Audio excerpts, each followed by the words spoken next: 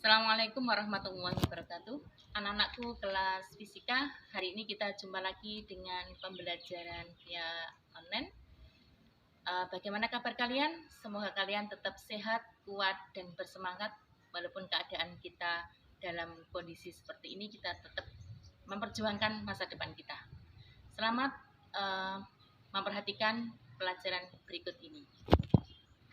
Baiklah anak-anakku kelas 11 MIPA, materi kita pada bab ini adalah suhu dan kalor. Oke, Ibu akan jelaskan tentang suhu. Suhu itu perubahan panas dinginnya suatu benda, keadaan panas dinginnya suatu benda. Seperti kalian lakukan kemarin ketika kalian harus menyiapkan air kran, air panas, kemudian es batu. Ketiga benda tersebut kan memiliki keadaan yang berbeda, memiliki panas dinginnya berbeda. Itu yang dikatakan dengan suhu. Suhu akan mempengaruhi perubahan pada panjang, luas, dan volume, dan mampu mengalami perubahan warnanya jika benda itu benda zat padat. Akan mengalami perubahan tekanan jika benda itu berubah benda gas. Akan mengalami hambatan listriknya kalau itu berupa aliran arus listrik, akan menimbulkan perubahan beda potensial. Oke. Sedangkan untuk mengukur panas dinginnya suatu benda kita membutuhkan yang namanya termometer.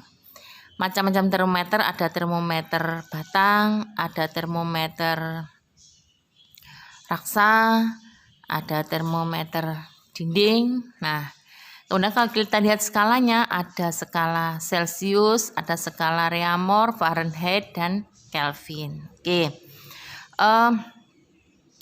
Pada kesempatan ini saya sebutkan ada 4 macam termometer. Ada batas bawah, batas atas, atau sering disebut dengan titik beku dan titik didih.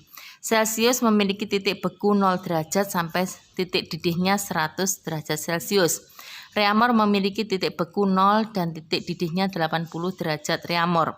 Untuk Fahrenheit memiliki titik beku 0, Fahrenheit memiliki titik beku 32 nih. Dan titik didihnya 212. Kelvin memiliki titik bekunya 273. Kemudian titik didihnya 373. Oke. Persamaan secara umum untuk mengubah skala derajat tertentu ke skala derajat yang ditanyakan, maka pakai persamaan umum X min XB per XA min XB, atau sama dengan Y min YB per YA min YB. Ini persamaan secara umum. Nah, penerapannya sebagai berikut. Contoh, jika diketahui suhu suatu benda itu 75 derajat Celcius, maka kalau diubah menjadi derajat Fahrenheit, bagaimana? Maka kita gambar dulu skalanya. Pada skala Celcius, titik bekunya 0, titik didihnya 100 derajat Celcius. Pada Fahrenheit, titik bekunya 32, titik didihnya 212 derajat Fahrenheit. Untuk Celsius diketahui jika satu benda diukur pada termometer Celsius menghasilkan suhu 75 derajat Celsius. Maka berapa jika diukur pada Fahrenheit? Maka kita pakai persamaan umum ini. Jika persamaan umum sudah kita tuliskan, angka kita masukkan. X itu batas atas, kita tulis 100. Min XA, nih. Suhu yang diketahui di derajat Celcius, katanya 75. Kemudian XA, X, nih X ya, X min XB, X-nya 100, batas bawahnya 0. Kemudian Y-nya 212, T derajat F, karena ini yang ditanyakan. Ini berapa? Saya kasih T derajat F. Kemudian Y di sini 212, min YB, YB-nya 32. Oke. 100 kurangi 75 adalah 25, 100 kurangi 0, 100. Yang ini tetap 212 dikurangi T derajat F per 180. Maka 25 sama 100 disederhanakan, 1/4 sama dengan, tetap ya kita tuliskan, 212 min T derajat F per 180. Berikutnya kalikan silang. 180 sama dengan 4 dalam kurung 212 min T derajat F.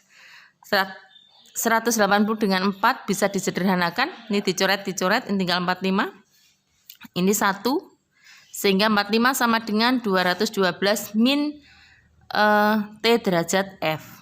Dikumpulkan, ini pindah ruas kiri, sehingga T derajat F sama dengan 212 dikurangi 45. Hasilnya adalah 167 derajat F. Jadi, suatu benda ketika diukur pada derajat Celcius menunjukkan angka 75 derajat Celcius. Jika diukur pada termometer Fahrenheit menghasilkan 167 derajat Fahrenheit. Materi berikutnya suhu dan kalor. Berarti kalor itu mempengaruhi tentang pemuaian. Pemuaian itu pertambahan suatu benda baik panjang, baik luas maupun volumenya karena adanya perubahan suhu. Nah, maka bisa kita tuliskan delta L sama dengan L0 kali alfa kali delta T. L0 ini adalah panjang mula-mula. Alfa ini konstanta muai panjang. Nah, pertambahan panjang karena muai itu nilainya sangat kecil sekali. Mili.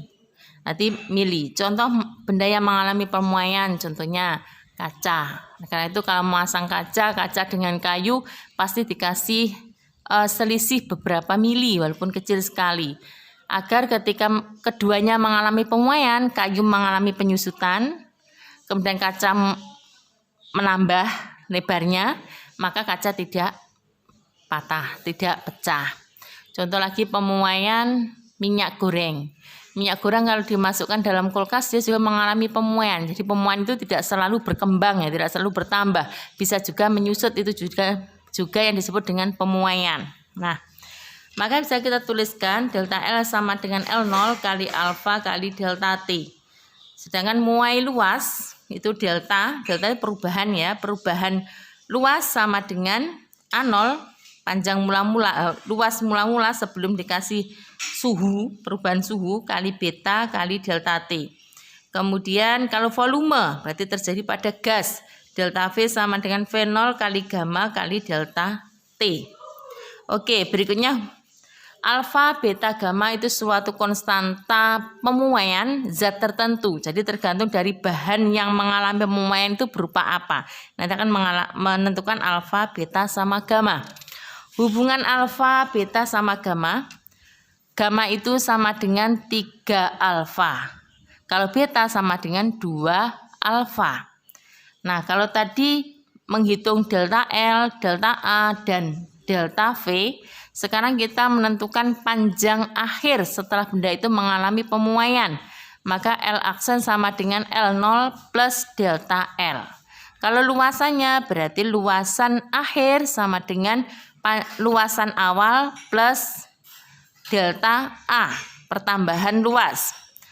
Volume akhir sama dengan volume mula-mula ditambah delta V.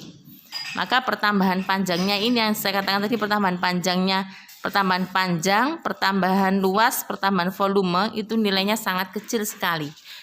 Walaupun kecil namun sangat berarti, berharga bagi suatu benda yang mengalami pemuaian. Contohnya rel kereta api. Roda kereta api dengan rel kereta api itu kan sepasang. Bahannya juga sama-sama dari baja. Maka antara rel kereta api dengan rodanya kereta api itu sama-sama diberi jeda, diberi selisih. Sehingga ketika mengalami perubahan luas, perubahan panjang, perubahan luas, maka tidak akan terjadi kecelakaan.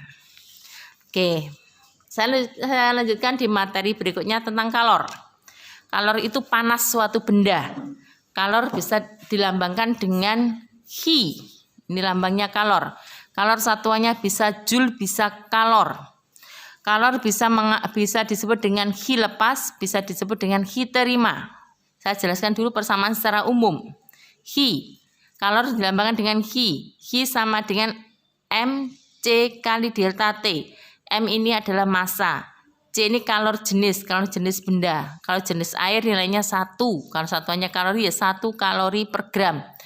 Kalau bendanya itu S, berarti pakai kalor jenis S, 0,5 kalori per gram. Delta T yang namanya perubahan suhu itu boleh pakai Kelvin, boleh pakai Celsius. Tidak mengalami perbedaan karena yang ditanya adalah delta, selisih. Maka kalau kalor Tuhi sama dengan MC kali delta T, maka akan berlaku yang disebut dengan asas Black. Asas Black yaitu Hi lepas sama dengan Hi terima. Hi lepas sama dengan Hi terima, kalau saya gambarkan diagramnya, dari tanda min, ini berjalan, lihat grafiknya, sampai ke suhu 0, ini adalah T, suhunya min, berjalan sampai suhu 0. Suhu 0 dari min sampai 0 mengalami perubahan suhu, tapi tidak mengalami perubahan wujud, jadi wujudnya tetap padat. Dari 0 sampai 0 dia tidak mengalami perubahan suhu, namun dia mengalami perubahan wujud dari padat menjadi cair. Dari 0 sampai 100 dia tidak mengalami perubahan wujud, namun mengalami perubahan suhu. Ya, berarti benda itu tetap dalam bentuk cair, dipanaskan. Sampai suhu 100 derajat Celcius kalau benda itu dipanaskan, contohnya air yang mendidih, lama-kelamaan air itu akan berubah menjadi uap pada suhu 100 derajat Celcius. Maka berlakulah Hi 4. Ada Hi 1, ada Hi 2, ada Hi 3, ada Hi 4. Oke, berikutnya saya jelaskan. Hi 1 tadi adalah benda dalam bentuk S, sehingga saya tuliskan MS kali CS kali delta T. Dalam grafik yang kedua, Hi 2 sama dengan M kali L lebur, karena merubah dari benda padat menjadi benda cair, dari es batu mencair, maka di sini ada L lebur. Hi 3 sama dengan M C air kali delta T. Masanya karena S-nya seluruhnya dianggap mencair keseluruhan berubah menjadi air, S-nya tadi, maka M air, M kali C air, konstan C-nya air itu nilainya 1 kalori per gram kali delta T. Maka Hi yang keempat adalah M kali L uap. L uap itu identik dengan L lebur, tapi dia berubah wujud dari cair ke uap wujudnya. Kalau suhunya tetap 100 derajat Celcius.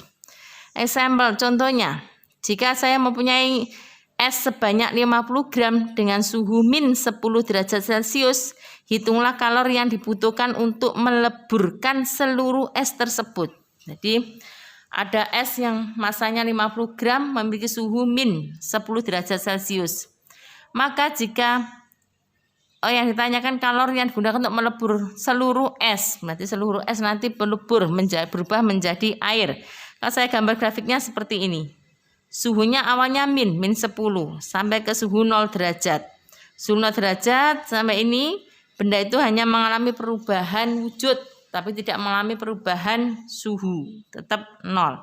Sehingga semuanya es itu nanti akan mencair. Maka di sini saya tuliskan Hi 1 sama Hi 2. Hi total sama dengan Hi 1 plus Hi 2. Maka MC kali delta T, Hi 1-nya nilainya MC kali delta T.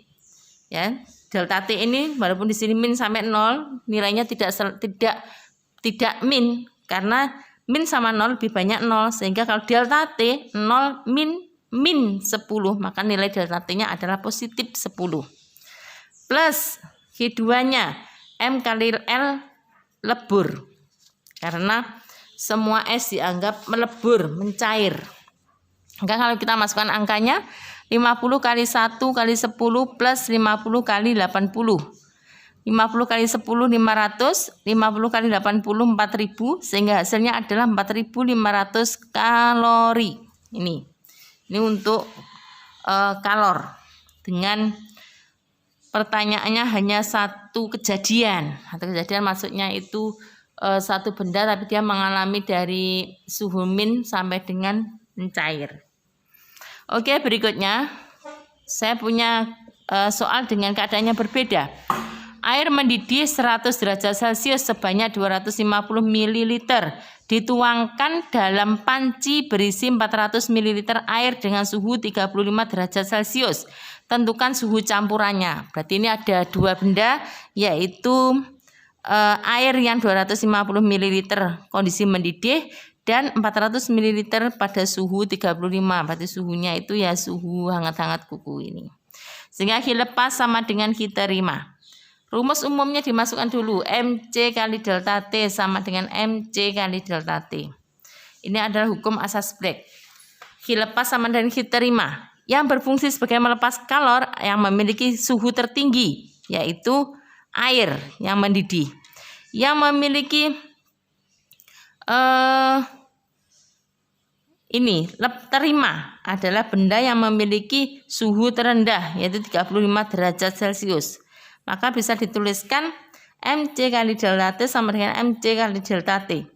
M-nya ini air 250 kali 1 dalam kurung 100 min TC.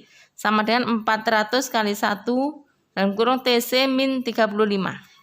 Jadi kenapa ini kok 100 min TC, yang ini kok TC min 35? Yang namanya suhu sambungan tidak mungkin melebihi suhu yang paling tinggi benda dicampurkan. Dan pasti memiliki suhu di atasnya suhu yang paling rendah benda yang dicampurkan. Sehingga menulisnya adalah TC, suhu campuran. Kalau kita kalikan 25 kali 100, 2500. 25 kali TC min 25 TC sama dengan 40 TC min 1400. 1400 pindah ruas kiri sehingga 2500 plus 1400 sama dengan 65 derajat TC. Oke. Berarti suhu campurannya diketahui adalah ini masih 65 derajat TC. 2,5 ditambah 1400 3900 dibagi 65. Maka hasilnya adalah 60 TC. 60 suhu campuran, 60 suhu kesetimbangan termal. Oke. Baiklah anak-anakku kelas 11. Kita lanjutkan materi kita tentang rambatan kalor. Oke, materi rambatan kalor itu telah kalian lakukan seperti yang kalian lakukan praktikum kemarin. Kalian menggunakan 3 irus dengan bahan yang berbeda. Ada bahan besi, ada bahan plastik, kemudian ada bahan kayu. Ketika didekatkan api dalam kompor dengan waktu yang sama, ternyata panas yang merambat tidak sama karena dipengaruhi oleh jenis bahannya. Kemudian kalau kita gunakan 3 alat yang sama dengan bahan yang sama, misalkan sendok dari Monel, irus dari Monel, entong dari Monel. Ketika kita dekatkan pada api di atas kompor dengan waktu yang sama, kalor yang kita rasakan di ujung jari kita juga berbeda karena dipengaruhi oleh panjang pendeknya sebuah benda walaupun jenis bendanya sama. Oke, yang kalian lakukan kemarin itu termasuk rambatan kalor secara konduksi. Karena yang mengalir itu hanya kalornya saja, bendanya tidak ikut mengalir, tidak ikut merambat. Yang kedua yaitu secara konveksi. Ini bendanya ikut merambat karena menghantarkan kalor. Contohnya kalau kita merebus kacang hijau dalam panci. Dan berikutnya radiasi itu pancaran. Nah dari ketiga rambatan kalor ini dia memiliki persamaan masing-masing. Konduksi H sama dengan K A kali delta T per L. K itu konduktivitas termal. Jadi ini ditentukan oleh bendanya berasal atau terbuat dari zat apa. Kali A luas penampang kali delta T per L. Yang kedua secara konveksi H sama dengan H kecil. H ini juga jenis bendanya bagaimana, terbuat dari apa, kali A kali delta T. Berikutnya adalah radiasi pancaran yang disebabkan oleh cahaya baik berupa cahaya api, baik berupa cahaya matahari yang memancar. Berarti dia memiliki energi sebesar W sama dengan A, luas penampang, kali to, tetapan Stefan Boltzmann, kali T pangkat 4. Oke, untuk memudahkan langsung saya kasih contoh soal. Jika saya memiliki batang besi yang sama luasnya, yang sama lebarnya ini, batang besi H itu saya kasih tanda R, batang besi yang berikutnya saya kasih tanda S, bertumpu di sini. R memiliki suhu 20 derajat Celcius, S memiliki ujungnya suhu 100 derajat Celcius. Maka suhu yang dari ujung sini akan merambat, ketemulah pada titik TS, titik sambungnya. Ujung batang S itu memiliki suhu 100 derajat Celcius, dia akan mengalir di sini, sehingga ketemulah T sambungannya di sini. Panjangnya R 100 cm, panjangnya S adalah 20 cm.